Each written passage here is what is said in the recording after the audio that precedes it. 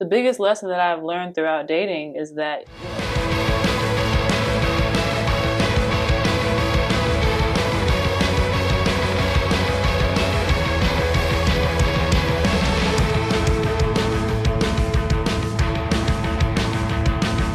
Hey, I'm Alex. And I'm Faiven. And welcome to Let's Talk About It. If you haven't already, please subscribe to our channel and like this video. Also, we want to hear from you, so comment below during the video. Today's episode is about dating potential. Is it patience or is it delusion? I have waited long times for something that never came to fruition, so let's talk about it. But first, rapid fire.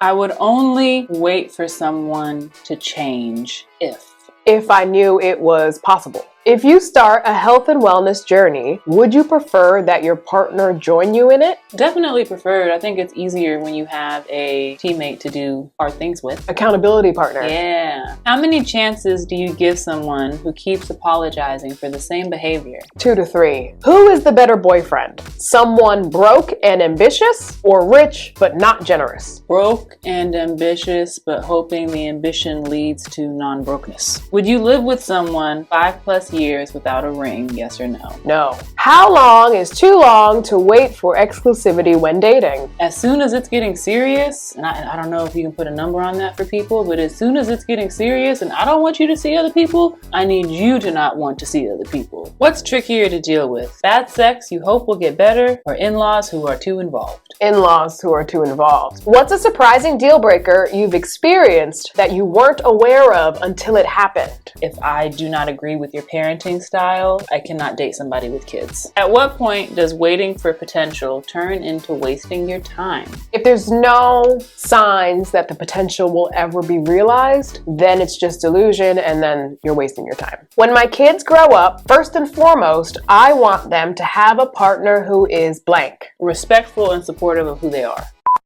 I think the thing that makes the question of should I stay or should I go tricky as a young person is you don't have enough intel or past experiences to go off of. It's easy to say what we're saying now because we have a long enough dating history. We've gone through the trials and tribulations and we know the signs. That knowledge came with time and discernment. But if you put yourself back in the shoes and mindset of somebody that's just starting out dating, how do you know what or who is worth sticking around and who isn't? Exactly. Yeah. I think being single at 36, I have the privilege of talking to people and I'm like, we can have a conversation about what did you do in your 20s and then what did you do in your 30s? And then I tend to date older, so someone's in their 40s. So there's 2 entire decades of adulthood that they can tell me about, and then it would be very illuminating to see how they moved and what relationships they were in, if they were married before, if they take accountability, if there's any growth. So it's definitely easier to be realistic with someone the older you get, but I've definitely been very delusional in my 20s because I had nothing to base it off of except for movies. And I get it because you try to treat people the golden rule. You know, you try to treat people the way that you want to be treated. So you want to be as patient with them as you wish somebody was with you. But we all grow at a different rate and we have different catalysts that inspire change in us. So you might not be moved to change X, Y, and Z because you didn't become a parent at 19 and that didn't change the trajectory of your life. So maybe now I'm looking for something serious sooner because I'm a young woman navigating dating, but also a young mother, you know? So dating another 19-year-old guy, we could be in 2 different headspaces completely. And I might not have as much time for you to wait to get your stuff together. Yeah, I know I ran into this divorcee in his 50s, I believe. He is just now in his 50s doing the inner work, reading a bunch of books about mental health and mindset, solo traveling, experiencing life. Like a lot of the things I did in my 20s and early 30s, he's doing now as a divorced dad. And he even made a comment to me like, wow, you figured things out way before I did. And I'm like, well, it's not a competition. Like things just unfold different ways.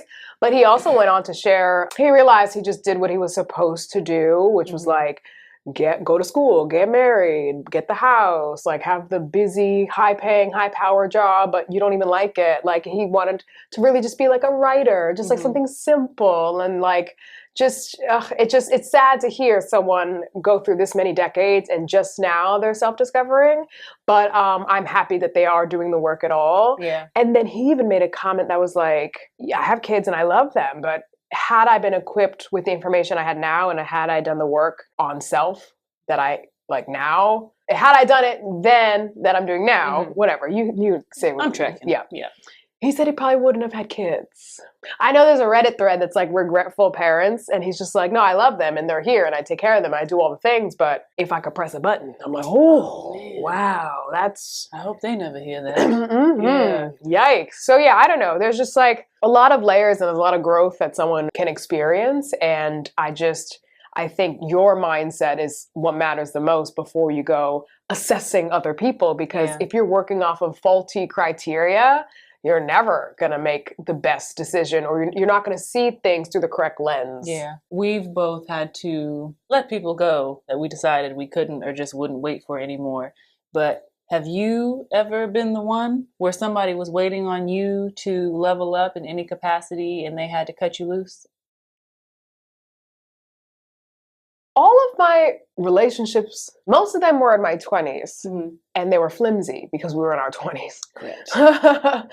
So, and a lot of people were trying to check off boxes before they hit 30, and you realize that that's not even realistic a lot. So I definitely remember being kind of forced along emotionally to like commit and you know, like, and then we'll get married and then we'll like just, I don't know. I could have been anybody. You just wanted to just do the milestone thing. And then I remember having to be like, hey, we're not even on the same page emotionally, and I don't agree with what you do when it comes to money and when it comes to this and that. And so it just fizzled. But like, what about with work? If not romantically, have you ever been cut from a job because the employer was like, we just already have somebody more qualified and we can't wait for you to get there? Oh, I've never been fired. You think I've been fired? I'd be quitting. Okay. I've quit every single job I've ever had because I level up. You know, you start when you're a teenager, you make $9 an hour. Then you hear CVS is paying $10 an hour, so you go to CVS. Then you hear that hostess position making $14 an hour. I'm gonna go over there. So yeah, I've always quit each job that I've ever had, and then up until adulthood, I'll even if it's like not a negative separation, it's like, oh hey, giving some notice because of another opportunity that fits me, blah blah blah, and then I would just like always level up when it comes to jobs. So no, I never really had a parting that was based in delusion on my end, or what's it called, disillusion, where it's like, wait, you assume you're both on the same page and seeing things eye to eye. So whether in work or whether romantic, or has it ever happened to you in a friendship? Like when someone thinks you guys are best friends and you're like, I don't even like you like that? I don't think so. I'm trying to see if I have any romantic relationships where I was let go of for the reasons that we're talking about. And one does come to mind. I'm like you, I'm normally the dumper, but I was in one relationship where they were just ready for commitment and I was not. And I didn't realize it until I went to LA and I was on my party girl time and I was feeling myself and all the things, and I did not have the discipline to anchor me. I did not have the commitment to withstand a long distance and the temptation. And I'm pretty sure they broke up with me, rightfully so. Or maybe I tried to break up with them and I was like, oh no, and they were still trying to, but no, in the end, they broke up with me because I just wasn't ready. But again, this was so young. So all of our, like, I wouldn't say stupid mistakes, or some of them were stupid. Okay, I guess stupid, but a lot of the cringe-worthy moments were in our 20s. Yeah. Like my 30s, I definitely knew myself more, and now at 36, I'm just completely self-actualized. Okay, maybe I shouldn't say completely. Yeah, maybe not completely. I am grateful for the pause that I take now before I speak, because younger me just said everything, and now I realize that it's not even about being right. Sometimes I don't care enough about whatever the situation is to prove my point, and I also just let things be sometimes because I don't have the bandwidth to speak on everything the way that I used to. Now, if it's something that directly affects me and my family and my husband, that's different. But I don't desire, my husband probably watching this shaking his head, but I don't desire to be right all the time in every situation like I used to. No, he's not shaking his head. He's racking his brain to be like, wait, how many things recently did she agree with me with? And I thought I was right, but she actually was just like, all right, yeah, that shows growth. Just like, all right, cool. Because there's a lot of things like you don't need to die on that hill for most things. Yeah. So just let it go. That's just a practice in compromise and healthy relationship. I know when it comes to delusion, no, I think we can, before we move off of the topic of like young relationship, like, because remember we talked about the violinist I dated when I was in my 20s. So because we like barely started careers, even though he's been playing music his whole life, but like we barely started professional careers. And I remember having stars in my eyes, thinking about the future. I'm like, you're beautiful and you're this virtuoso, like you're going to be this huge like star. And then I know there was a TV show called Mozart in the Jungle that they were casting for. It only lasted a season or two, but he got an audition for it, even though he wasn't an actor, but he was just like so he was so right for the role, his aesthetic and his actual music ability. And I remember helping him with the audition tape, and I was like, oh my God, this is it. This is going to be the big break, and he's going to be this big actor, and I'm going to be his wife. And it's like, and I just literally created this whole world in my head. He didn't get the part, and we just moved on with our lives. Okay. Yeah, but I was like, wow, that's something I only did when I was younger. And now, especially since I have a foot in the entertainment industry with commercials, TV, some stage, print, like it's demystified completely. At the end of the day, it's just a job. There just happens to be a camera there. So I'm not like, oh my goodness. Like it's just a job, just like any other job, an accountant, an actor, a model, an actuary. Like it's all the same to me. A job is a job. Hopefully the person likes the job. So I no longer romanticize things, and the delusion stops when it comes to meeting new people at this big age. I just get to know them regularly. We have conversations. I don't like hope for anything like grand. I want peace and I just want a good connection. I think for some people, things don't reveal themselves until down the line. So maybe you fell in love with this wonderful, magical person, but then, you know, the honeymoon phase ends and now the stuff starts popping up. But now you're also already in it and you guys have used the L word and, you know, like the love is real and deep. And I think a lot of people hope that that love is enough to carry them through the BS. There was a podcast that I didn't listen to it, but it was like making its rounds, and the woman, I think she was a pastor, maybe it was a Christian podcast. She was sharing how her husband like cheated on her for like 10 years or something crazy, and how she knew that when he was leaving at night, he was going to see the mistress, and she was still cooking for him and like washing his clothes, like his sexed in clothes, because that's what God told her to do. Was it the Dear Future Wifey podcast? I don't know, but may that love never find me. May that message from God get lost along the way and never reach my ears. Like, I don't want any parts of that. And sure, that has worked for some people. You know, our love was enough. We endured this like rocky season.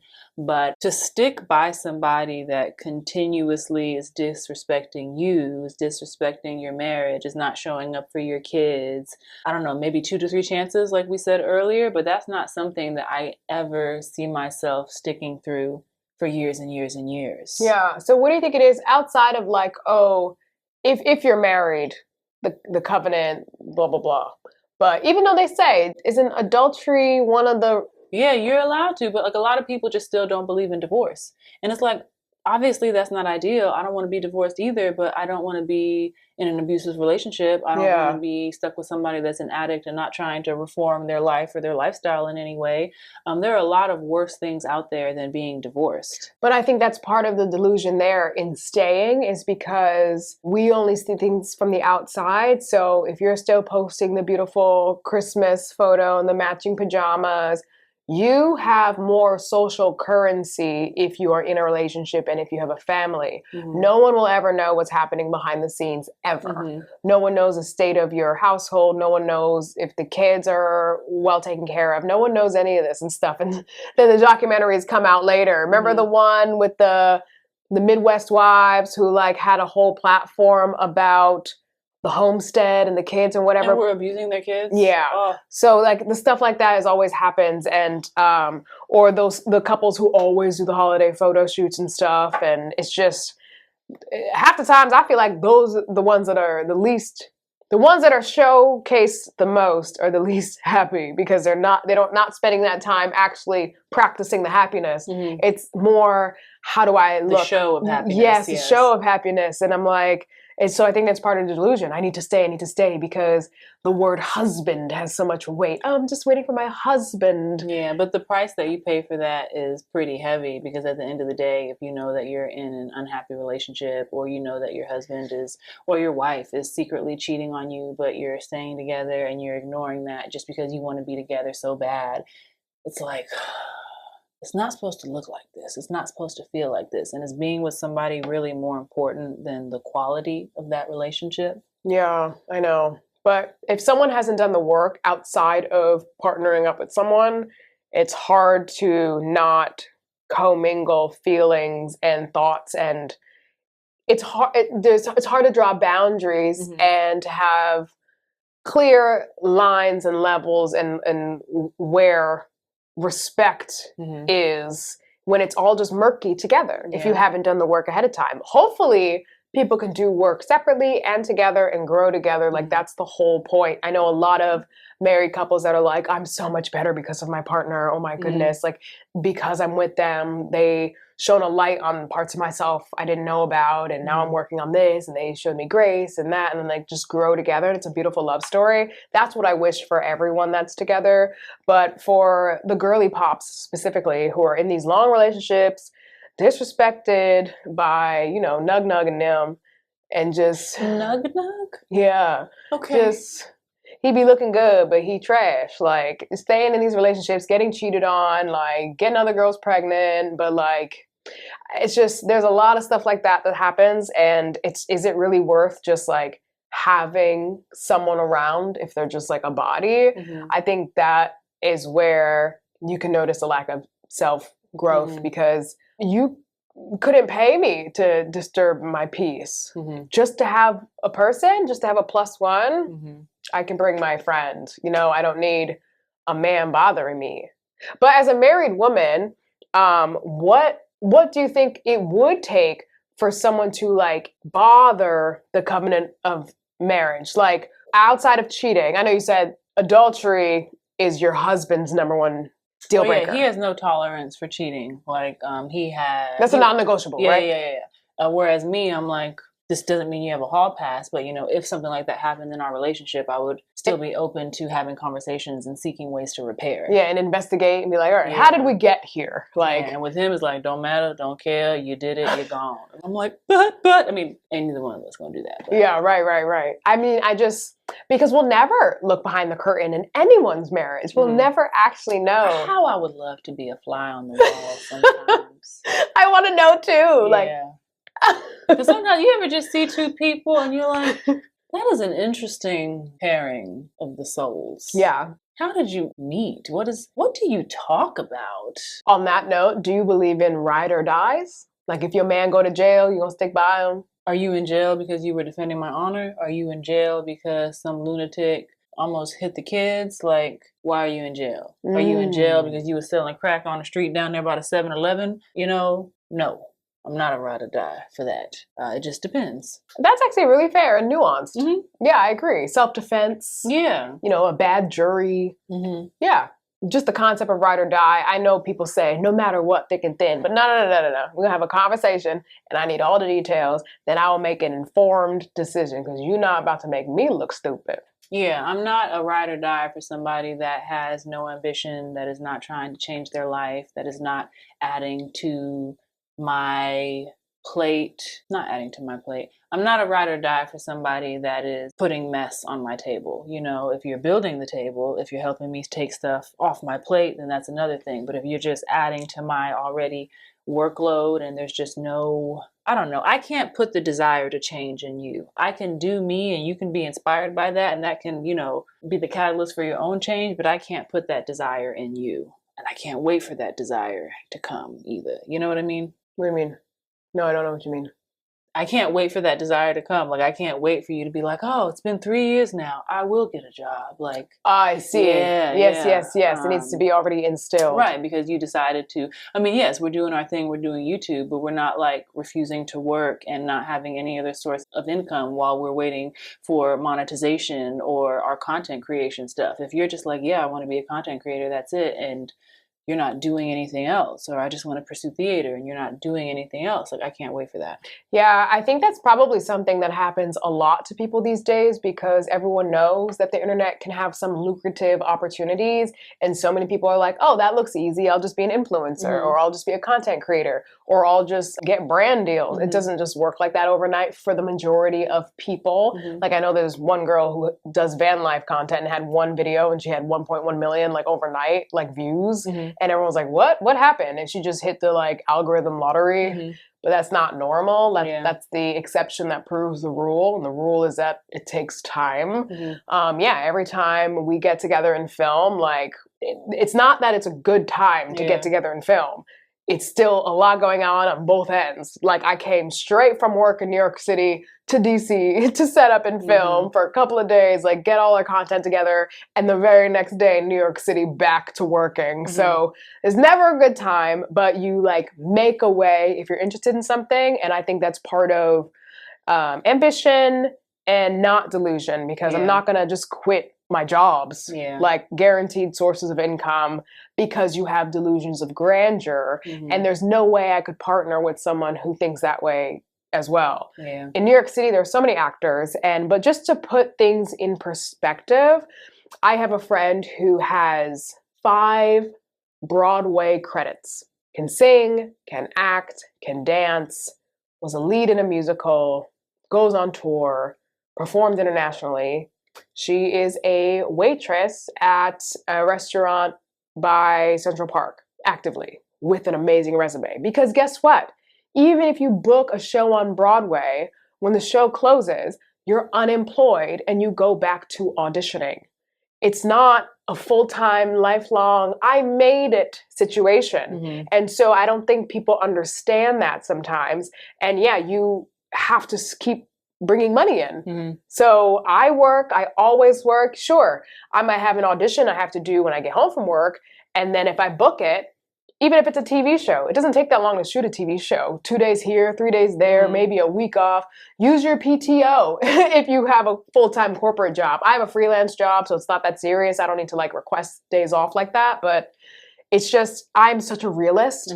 And I went out of my way to learn about money and investing and different accounts you can have to build your wealth, whether or not I have a big break in film or television. I know I'll be good. And there's like just this quiet confidence about that instead of me just adopting the limiting belief of a starving artist and being like, I'm just always scraping by. No, you're a grown person who is capable of working and saving and investing. So you are going to retire well, regardless of if you are the lead on a hit NBC show. Yeah. I think sometimes people are trapped in a cycle of delusion because of how they grew up, the role models that they have or that they don't always realize what's available to them. And it sucks because we see it so clearly on the outside, but when you're in it, it's just hard to get out of. My sister, mentors young moms sometimes, and she was telling me about this young mom. She was 19, she just had a baby. Didn't have a really good home life, but wanted to make her own soaps or something. That wasn't impossible, but when you start out with anything and you're starting from scratch, it's going to be very hard, especially when you're starting out as a new mom. The boyfriend wanted to either be a YouTuber or do music. both very hard when you're starting out. And it's like the delusion was in the fact that neither one of them realized or could grapple the just the real lifeness that was about to hit them with the baby on the way. You can pursue that on the side, but what are you actively doing for this baby that is literally going to be born in a few weeks? And just trying to encourage them and get them to see and understand that you can still do this alongside this other thing. And they were just kind of like trapped in this cycle and this way of thinking, and also this lack of experience because of how young they are, of what it really was going to take to get those two things to pop off, and what this baby was really going to need and how it was going to change them.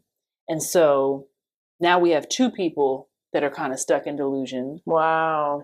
And just feeding each other. Yes. Yeah. Yes. It's just, well, they're going to learn the hard way. They're going to learn. Yeah. Once them bills start rolling in, you're like, wait a minute. One of us are going to need to get a job that guarantees some money. And I'm not a dream killer at all. Like, even my own parents were like, acting? No way. You need to get a real job. So I did get a degree and I got a corporate job. I hated it. I still ended up acting. But what I learned from their mindset about stability was, you never know what's going to happen in an industry as fickle as performance. So there should be something that you have. I think the misconception is to fall back on, because my degree and my experience having a corporate job is not something to fall back on, because I haven't stuck with it for a decade. So people who started off with me in corporate, they're so much more advanced than me in that field and learned so many things and got so many more certifications and have a huge portfolio under their belt. Maybe they launched campaigns. Maybe they're head of marketing at some company now. So there's no way I can fall back on corporate marketing. I would have to essentially start with the kids, like start with the interns, because I've just been out of it. I can dip my toe in with experiential marketing events around the city, which is what I do, but the fall back on it thing is just not correct. But what I took away from having that experience was, yes, it was very nice having a bi-weekly direct deposit and benefits, right? And a retirement, like a 401k. So I learned, okay, I want that, but I still want to pursue performance. So how do I do this? So I got jobs that will be stable and provide me money, and they didn't come with a 401k. So I had to look up retirement accounts on my own. And I'm like, oh, you can open a Roth IRA. That's comparable. And then so I still set up that stable life for myself while I'm still able to pursue the arts, and I still have agents, and I still audition, and I still go to set and shoot things whenever I book it, but then I can still work in my event life, in my experiential marketing life. And I think that is what artists need to understand, like that young couple. Like, I wish them the best. I'm not a dream killer, but if you mean to tell me I have a baby on my hip and I'm trying to like clip coupons and figure things out, and my man is over here making beats instead of going to work, no, just no. Yeah. Call the police, call them. But I do want to say there is the beauty of, and the key word here is like healthy delusion, right? I think that as young people, obviously this, depends on the situation, but as young people, having the right amount of delusion and audacity can lead to wonderful, amazing, and life-changing things. How old was I when I moved cross country? I don't know, 25 maybe? 23 to 25, when I loaded everything that could fit in my car and I drove cross country to see what I could do in LA. That is not something that I could ever do right now with 3 kids and a husband who just needs my help with the kids. His work is local. He could not pack up with me. But I was afforded that risk because I was young and I had less responsibilities. And also there's less to lose. And so that is the beauty of healthy delusion, because you're not thinking, right? You're impulsive and you're being bold. But there are limitations. You can only do that so many times, and then you have to go back and assess and calculate, was it worth it? What did I learn? Could I do it again? Did it catapult me forward enough to where I can network here and do the thing. But there is a beauty in it. But you just can't stay in that, and you can't make those kind of decisions repeatedly. Yeah, especially when you have other people relying on you. Yes. I also made the same type of decision in my 20s, like 22 or 23, where I'm like, oh, going to New York City. And the job I got in television was $12 an hour. And I think I maybe had 2 months worth of money to like get me through. And then such a low hourly rate. Like you have to be a little delulu in order to pull something like that off. But like, that's something that 30-something-year-old me would never do, because I'm like, listen, that was crazy. Like, I just know too much now. And I'm like, I'm just so grateful to be settled. I have a nice apartment that I can afford, keyword afford, in New York City. And like, I would never introduce these random variables that can throw me out of stability and just to start over. And like, no. So yeah, that is something that youth is good for. It will throw you out of your comfort zone, and you'll be like, what's the worst that can happen? Because you already don't have anything. So you're comparing nothing against nothing. That's very different than like having more stakes. And then when you're dating, if you have someone in that risky mindset, that's where it can be a little challenging as well, because you just might get upset that they're not thinking of you and about us. Because it's like, hey, if we're dating, aren't we an us? Like, you just want to move, or you just want to spend all your money and buy that big truck? Or like, it's just like, when is it being bold and when is it being delusional and risky and putting your well-being on the line? I think that's when people need to like really pause and think, are you smart or are you just immature? But I think if you are dating somebody that is already free-spirited, or their lifestyle requires them to be on the go or on tour, you also have to be free-spirited and have a kind of job where you feel like you could just kind of like pick up and go, or do odd jobs around wherever it is that you guys are. Or you have to assess, like, I don't know, where is this going? Like, the biggest lesson that I've learned throughout dating is that, love is not enough. Like, I don't care what the movies say. Love cannot carry you through everything. Like, there has to be some other things at play to help that relationship withstand all the things that come with that package. So when you say if someone is free-spirited, they should be with someone else who's free-spirited, you don't believe that there needs to be a balance, like somebody is the planner and the saver and then the other person is the free wild one? Opposites can attract sometimes, but like if I'm dating a free-spirited person who is like, okay, for example, when I met my husband, he was doing stand-up comedy a lot more frequently than he's doing it now, because now as a dad of 3, we just do not have the time or the energy to go and hit open mics and be at the club and then wait for, I'm 5th in line or I'm 10th in line and I'm getting home at 3 a.m. If my husband pursued stand-up comedy full time and he was touring and he was going around to all these different cities and whatever, I would have to be okay holding down the fort by myself with 3 kids, or I would have to be so flexible and we'd have to be so financially well off together that we can homeschool and raise the kids on the road.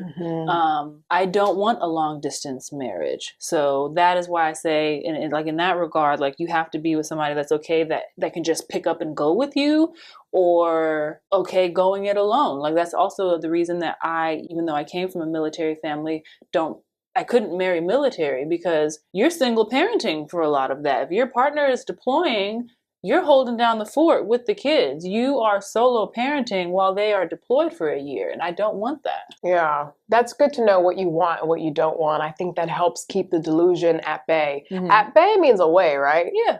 I feel like I always use that phrase wrong. For some reason, I think it means closer, but it means far away. Anyway, if you think about what you want and what you don't want, you can keep delusion at bay instead of being confronted with the situation and then you don't know how you're going to react. Like, if you fall in love with like a hot sailor during, was that Sail Week or whatever Fleet Week in New York City. Like there's an episode in Sex and the City where Fleet Week and then everyone's dating the sailors. But anyway, if you fall in love with someone who's like military or Navy or something like that and you know they're going to leave why would you set yourself up for disappointment knowing what the reality of the situation is? Like, do you want a pen pal? Like, you just have to think about, what do I want and what matters to me and what's my love language and how did I envision my life, so that you don't set yourself up for delusion. Or at least have a plan, like, hey, I'm going to be active military for 5 years, or this and that, or I want free college, and then I'm going to get this degree, and then the degree will lead to a certain job that will afford us this much in salary, and then we'll be good, and you can stay at home with the kids because that career field pays enough. You know what I mean? Like, have a plan. I think that is my solution to avoid delusion when dating. So we want to hear from you. How long is too long to stick around for a relationship hoping for change? And when have you made this mistake before? Let us know in the comments below, and be sure to like and subscribe and follow us on TikTok and on Instagram. And be sure to tune in for next week's episode. Let's talk about it. Would I do that again?